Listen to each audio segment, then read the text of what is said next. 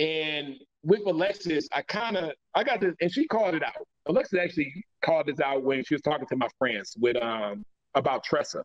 Me and Tressa, they didn't show this, and I wish they would have, but we just had the greatest connection just from day one. And I was very protective over Tressa the whole time, where it would sometimes make Alexis uncomfortable. It sometimes make Santiam uncomfortable. You know what I mean? Saying like to my friends, like, he has this connection with his Tressa. Has he always been like that when he was like, growing up, where he was just like, and I understand what she was saying when she said it, but it was a hero complex. And I had to do some deep thinking to myself, and I said, man, I think I had a hero complex on this show. I wanted Alexis' validation of saying that, this guy came in, he did the right thing. He was different than all the other guys that were doing me wrong, treated me good. He backed up everything he said. Being wanting to be a stepdad to my son and my 5 stepkids and everything like that. And he did the work and he was going to do it. I wanted that hero, welcome for doing all that. And I knew, here's how I knew that was right. Because on Valentine's Day, I spent over $400 on her. And I only did that because she told me that she haven't had a Valentine's Day in 6 years. And I wanted to knock it out the park.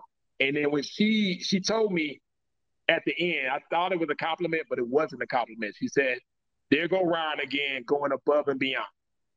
And the way she said it was basically almost like she felt like I was doing it for myself, not necessarily, for her, where I'm trying to prove that, that all guys are not like this and things of that nature. And I kind of had that mentality there. I was like, there's some good women here.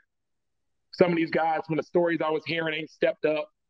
And I wanted to be that guy that, that stepped up in those situations. Even with Tressa, who a beautiful woman who was taking care of men, most of her, dating life, she's paid majority bills and stuff like that. And I went up to Tressa like, you're never going to buy a drink or pay for a dinner or a bill as long as I'm around, with you.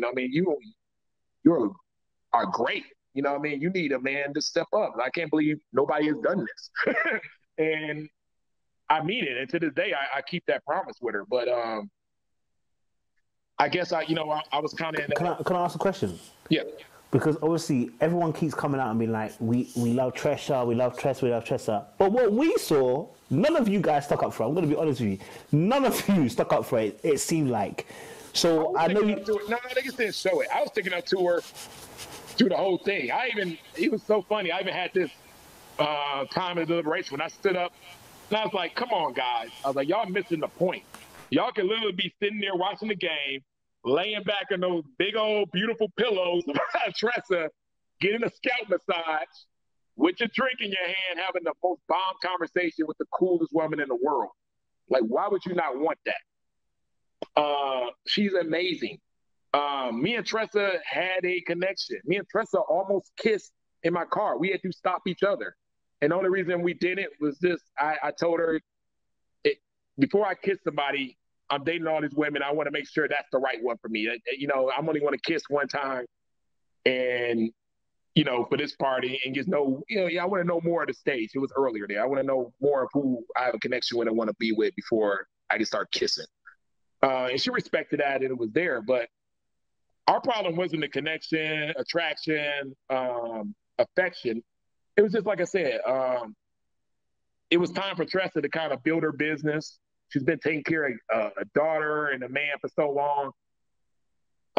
It was time for her to build her business, travel. It wasn't her time to have another kid and be married again. I just didn't feel that for her. And me caring so much about her, I don't think I was 100% the right match, even though I probably had the most natural connection with her. But I stuck up for her, but and the other guys had too, they did too. We all knew that she was a good person. Some dudes were just straight up like, they were honest. I don't like bigger women. I don't like, I don't have an attraction. She's cool and this and that. But some guys were sticking up for her. She had connections. And I hate the way they showed that she didn't have connections. She had a lot of connections. Joel, you know, Diedrich was back and forth, but he came through. KG liked her. I liked her. You know what I mean? She was my next woman pick in my top after Amber was Tressa. Was that production that kind of got her sent out home then? You what?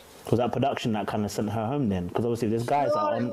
It was a pretty fair send home because remember they did a double elimination that day. Okay.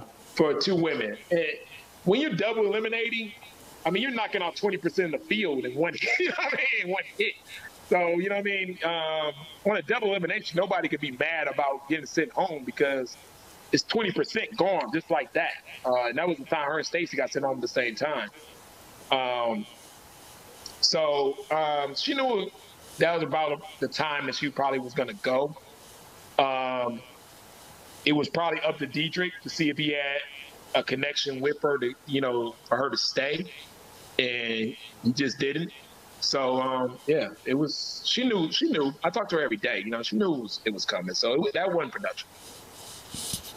It was more production of. I mean, they could have showed more of her dates and more of her connections because she did have some. You know, she wasn't just a homie vibe. You know what I mean? You know, we like the Tressa.